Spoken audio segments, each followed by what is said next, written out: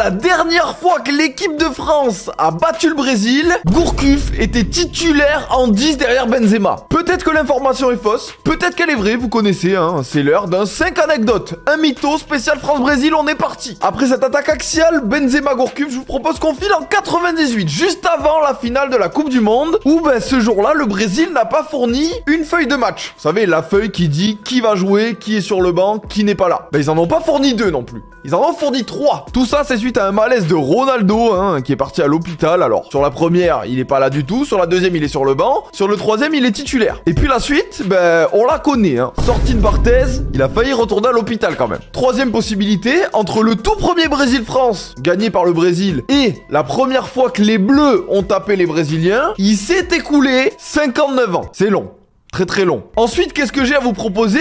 Tout simplement le staff brésilien qui cache une caméra à l'entraînement de l'équipe de France. Tout ça pour observer leur tactique et surtout leur tactique sur les tirs au but. Manque de bol dans cette histoire, les Bleus ont remarqué la caméra, donc ils ont fait tout l'inverse de ce qu'ils comptaient faire sur une potentielle séance de tir au but. Et le lendemain, l'équipe de France sort le Brésil en Coupe du Monde au péno. Et vous pouvez être sûr que cette caméra, elle y est pour quelque chose. Et on termine par ma préférée, puisque l'équipe de France a déjà joué le Brésil sans maillot de foot, avec une chemise sans sponsor, sans équipementier, juste une chemise bleue avec ce logo. Et non, c'était pas en 1930, c'était en 2004. J'adore. Alors à vous de nous dire dans les commentaires laquelle de ces histoires est totalement fausse. Et puis une fois que c'est fait, bon match à tous.